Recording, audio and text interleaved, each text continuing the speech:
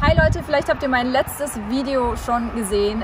Die Leasingrückgabe steht an. Der Mercedes ist jetzt zurückgegeben worden. Was natürlich bei einer Leasingrückgabe dazugehört, ist auch das Gutachten. Und da habe ich heute den Sascha dabei, der ist Gutachter hier heute bei Mercedes Wald. Und du begutachtest heute meinen AMG bzw. meinen Ex-AMG. Genau. Ja, dann würde ich sagen, direkt fangen wir einfach mal an. Ich begleite dich heute bei deiner ganz normalen, also es wird heute komplett neutral bewertet. Ich kriege hier keine Sonderbehandlung. Wir erklären auch gleich nochmal, warum der Wagen zum Beispiel foliert jetzt wieder abgegeben wird und so weiter. Ja, wir machen jetzt alles mal Step by Step. Wo fängst du jetzt an? Wir fangen jetzt an mit einer Probefahrt, kurze Probefahrt auf dem Gelände, um zu schauen, ob irgendwelche Geräuschpegel auf der Achse oder am Motor sind, Getriebe, um da schon mal die Probleme zu prüfen.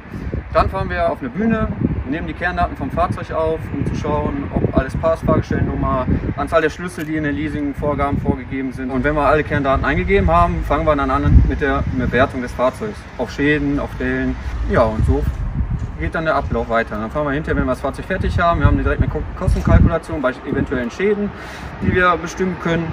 Ja, und dann fahren wir wieder runter, stellen das Fahrzeug zurück. Dann gehen wir zum Kundendienstberater zurück. Ich bin dann fertig mit meinem Part und der Rest macht das Autohaus dann mit ihm. Ja, dann würde ich sagen, machen wir jetzt erstmal die Probefahrt. Mal Beifahrer hier im Auto, war ich auch selten. So, haben wir direkt die Funktion der Gurte geprüft, indem wir uns angeschnallt haben.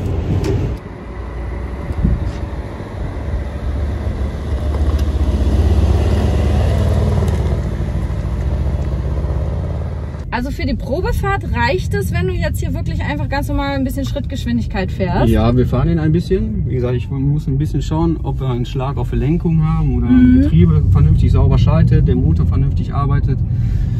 So, und das machen wir hier. Wir haben so ein bisschen Huckeln hier, das ist ganz vorteilhaft, da hört man direkt jede Bodenwelle. Bremsverhalten, ob der quietscht. Mir ist zumindest nichts aufgefallen. Ja, ist auch ein gutes Fahrzeug. Wie gesagt, hat auch erst 20.000 gefahren. Und erste Einschätzung? Läuft ganz ruhig. Das so wie er mit 20.000 auch fahren muss, sage ich immer. Ein Jahr alt. Eigentlich tadellos. Keine Geräuschkulisse auf der Achse. Motor läuft schön, schaltet sauber. Wird ja auch immer gut behandelt. So wie man es haben möchte.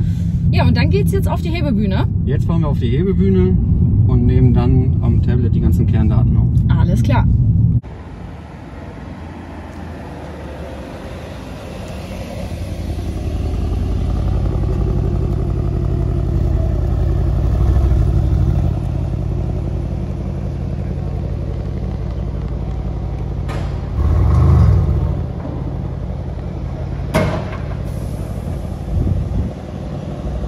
Das ist das Betriebssystem, mit dem wir arbeiten. Da können wir alle Kenndaten, die noch nicht eingegeben worden sind, eintragen, um zu schauen, dass im Gutachten hinterher alles vernünftig eingetragen ist. Hubmittel sind wir drauf, eine Probefahrt haben wir jetzt gemacht, den Motor haben wir dadurch auch laufen lassen. So, was hast du jetzt da genau gemacht? Ja, jetzt haben wir die Kerndaten eingegeben und jetzt prüfen wir das Fahrzeug von innen nach speziellen Sonnenausstattungen oder Veränderungen des Auslieferungszustandes.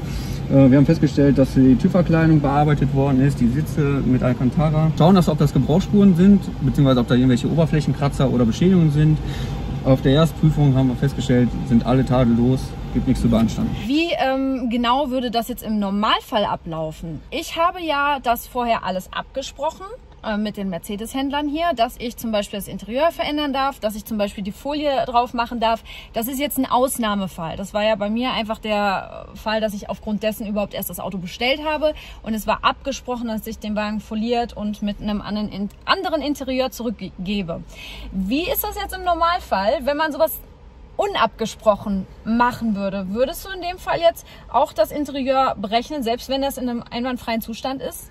Nein, also wenn das Interieur hoherwertig ist als das Auslieferungszustand. Wenn der Auslieferungszustand quasi jetzt nur in Stoffsitzen wäre, sind die Sitze natürlich höherwertig und dann berechnen wir die natürlich nicht. Also es steigert ja auch den Wert des Fahrzeuges. Also wenn ich jetzt das Alcantara in Stoff umwandeln würde, in so einen normalen Billigstoff, dann würdet ihr es berechnen, genau, warum auch immer man das tun sollte. Genau, das ist dann halt nicht Auslieferungszustand. Und da die Sitze höherwertig wären, mussten dann quasi Sitze raus und neue Sitze bestellt werden. Genau. Aber wie würde das dann aussehen mit Garantie und so weiter auf zum Beispiel die Sitzbezüge, wie auch immer? Würde das dann wegfallen?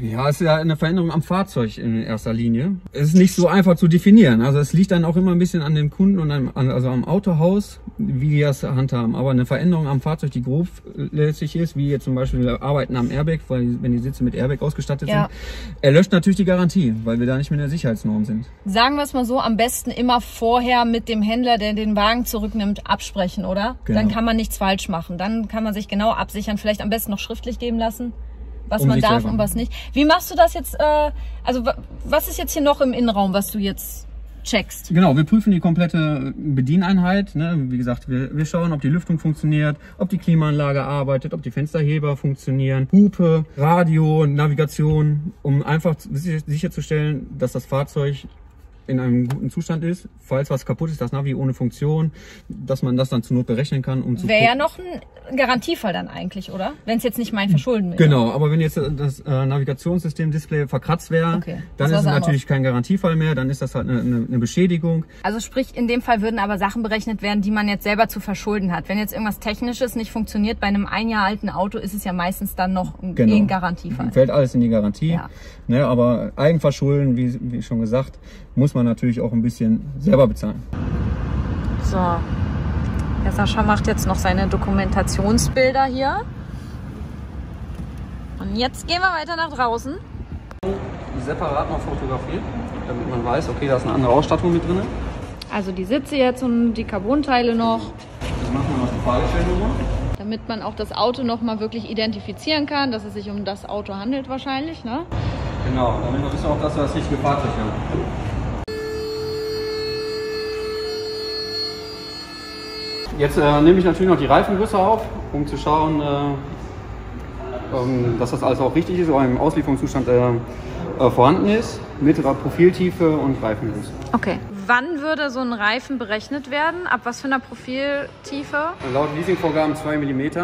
Okay. Oder wenn der halt falsch abgefahren ist. Das nehmen wir dann gleich halt nochmal. Wie viel sind das jetzt? 6 mm. 6 mm. Genau. Ja, dann habe ich ja noch Glück gehabt. Vorne rechts sind auch 6. Super. Perfekt. Da wir eine Mischbereifung haben, können wir nur die Achse vorne einmal machen und dann einmal die Achse hinten. Mhm. Hinten rechts 5. Und hinten links auch 5. Glück gehabt, schon mal Kosten gespart. Wenn wir das Fahrzeug gerade auf der passenden Höhe haben, gucken wir direkt die Reifen nach, ob da irgendwas zu sehen ist von wegen Schläge oder Abrieb. Die Felge auch direkt. Schauen direkt in die Bremse rein, sieht man super. Sind noch top. Und wenn die Felge jetzt einen Kratzer hätte, wie sieht das dann da aus? Ab wann wird da was berechnet? Ja, sobald es außerhalb der Leasingvorgaben ist und die Kratzertiefe ungefähr 5 bis 7 oder 8 mm ist, dann würde ich diese Felge auf Smart Repair setzen. Das wäre dann ungefähr eine Selbstbeteiligung von 120 €. Dann ist die Felge wieder im Top-Zustand. Und wenn es nur ein oberflächlicher Kratzer ist, dann nicht? Oder genau, also wenn das dann wird es als Gebrauchsspur gewertet und muss nicht berechnet werden. Wozu ist das Ding jetzt da? Wenn wir jetzt eine Delle hätten, könnte man super die Delle mit diesem Schrafierblech ausbalancieren. Sieht man hier ist keine Delle drin, also ist jetzt auch Kunststoff, aber wenn da jetzt eine Verformung oder so. Weil sich das da drin spiegelt jetzt. Genau, wenn eine Verformung entstanden ist, dann sieht man das durch das Schraffierbrett viel besser. Man kann das dann den Kunden auch besser vorzeigen, zeigen, wo das Bauteil beschädigt ist oder wie groß die Delle auch ist. Ab wann wird eine Delle dann berechnet? Ab 0,2 mm, ab 2 mm Einschlagtiefe. Okay, also generell jede Delle dann wahrscheinlich. Ja, also das kommt auch auf dem Leasingunternehmen an, was die da bewerten. Hier haben wir die Vorgabe, halt 2 Dellen pro Bauteil sind noch als Gebrauchsspur zu werten, wenn die nicht zu tief eingeschlagen sind. 2 Dellen pro Bauteil? Genau. Und ich glaube, ab 6 Dellen des Fahrzeuges dann werden die alle berechnet. Also hier ist leicht aufgesetzt. Ja. Und der ist aber noch im Bereich der Leasingvorgaben und darf dann mit 0 € berechnet werden. Obwohl der hoch ist wie ein Bus, wie die Leute immer bei mir schreiben, weil er nicht tiefer gelegt ist, trotzdem aufgesetzt. Davon machen wir eine Fotodokumentation, damit der nächste Käufer sieht, okay, da ist was anhand der Leasingvorgaben aber in Ordnung ist. Innen abgefahren, angeschlagen irgendwo. Von innen? Ja. Jetzt. Wie kann das denn passieren? Ein Bordstein. Hier ist komplett alles tutti. Ja. Oder die sind lackiert worden. Ja. Ja. Oder die haben die Nee, das ist nicht angeschrieben. Das wundert mich keine jetzt. Farbe drauf. Da haben die für die Lackierung die Reifen abgehabt. Mhm. Die wurden ja komplett lackiert, auch das Felgenbett. Könnte das dann auch von dieser Maschine gekommen sein? Wäre möglich. Okay, wie berechnest du das jetzt? Ja, ich müsste das jetzt mit 120 € Smart Repair berechnen. Mhm. Da sehen wir das nochmal. Wie auch immer das entstanden sein kann, das ist mir ein Rätsel. Ja, ich könnte vermuten, dass das vielleicht von der Aufdrückmaschine oder Abziehmaschine ist, vom Räderwechseln ist. Felge erst lackiert und danach ist das Schadenbild entstanden. Könnte möglich sein, dass das Gerät vielleicht zu doll drauf gedrückt hat und da ein bisschen was von der Farbe bzw. vom Material leicht abgenommen hat. Weil es vor allem auch komplett rundherum ist, ne? Und das nicht so ein typischer Schaden ist, wie wenn man irgendwo gegen einen Bordstein jetzt einmal lang schraubt, ne? Okay, dann haben wir den von unten auch begutachtet. Aber die anderen Felgen waren soweit in Ordnung. Die sind alle tutti. Ja. Ja, also Ja. alles wunderschön. Ist halt nur diese eine. Hattest du jetzt eigentlich auch schon mal so einen Fall, wo halt so ein Auto so richtig mies versifft und keine Ahnung was ungepflegt zurückkam? Ja, also hier noch nicht. Hier sind die Fahrzeuge gut gepflegt. Wir bedienen natürlich auch noch andere Autohäuser. Ja, da gibt es natürlich auch ein paar Leasing-Rückläufer und sowas, die Schade um das Auto, sage ich dann immer so schön. Ja? Also das gibt's halt, es gibt Leute, die pflegen das Fahrzeug und es gibt Leute halt, das ist ein Gebrauchsgegenstand, da fahren wir nicht von A nach B. Ja. Ist halt leider so, das kann man auch nicht machen. Desto mehr müssen wir aufnehmen, desto länger dauert eine Rücknahme vom Fahrzeug. Wenn das Auto jetzt auch mega verdreckt wäre, auch von innen und so, würde da auch nochmal eine Reinigung dann speziell berechnet werden? Genau, also wir dürfen dann eine Innenreinigung oder wenn es jetzt ein Raucherfahrzeug ist, dann müssen wir eine Ozonbehandlung aufschreiben, damit man den Geruch auskriegt. Ne? Oder Schimmelsporen oder sowas, damit eine gesundheitliche Aspekte in Betracht ziehen. Dann nehmen wir alles mit auf, dann berechnen wir den Kunden dann auch voll und das auch je nach Leasing ist das dann auch die Summe X. Also ich kenne das noch, ich habe ja früher auch im Autohaus gearbeitet und da kamen teilweise so Jahreswagen, so Leasingwagen, manche wirklich saumäßig verdreckt zurück, wo ich mich geschämt hätte, wenn ich ein Auto so abgegeben hätte, deswegen. Nachdem wir jetzt die Schäden schon mal optisch alle aufgenommen haben, machen wir jetzt noch eine Lackschichtenmessung, um zu schauen, ob das Fahrzeug nachlackiert. Da ist jetzt natürlich die Frage, wie machst du jetzt auf einem folierten Auto die Lackschichtmessung? Wie kannst du da jetzt feststellen, ob da irgendwie was nachlackiert wurde? Ja, wir haben einen Toleranzbereich, wir schauen uns das Fahrzeug an, wenn das ungefähr die gleichen Werte ergibt. Ich sage jetzt mal bei dem foliert 250 bis 350 μ und dann feststellen, das Seitenteil hat jetzt 700, 800, 900 μ. Dann können wir dadurch feststellen, dass dann eine Nachlackierung mit Spachtelarbeiten durchgeführt worden sind. Ja, und dann ist das natürlich ein Vorschaden mit Nachlackierung, der Kunde dann normalerweise angeben muss. Verheimlichen kann das nicht, aufgrund dessen, dass wir es messen können. Und wo misst du jetzt überall? 3 Messungen pro Bauteil ist im Standard vorgegeben. Für mich persönlich messe an jedem Knickpunkt, weil ein guter Smart Repairer kann natürlich auch eine Haube mit 4 Knicken einfach nur anlackieren. Und damit sichere ich mich ab. Aber wie gesagt, der Standard sagt 3 Messungen pro Bauteil und das machen wir jetzt. Jo.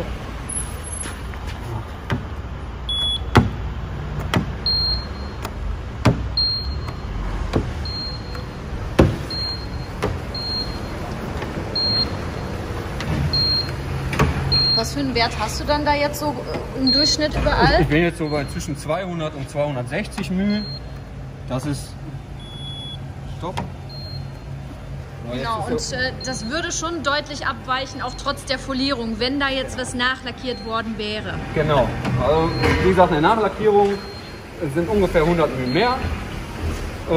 Eine Kosmetikreparatur, nenne ich das immer so schön. Also heißt, wenn der einen Kratzer gehabt hat, der Kunde, und nur der Kratzer ausgeschliffen worden ist, gefüllert, poliert, lackiert, dann haben wir so ungefähr 100 μ mehr.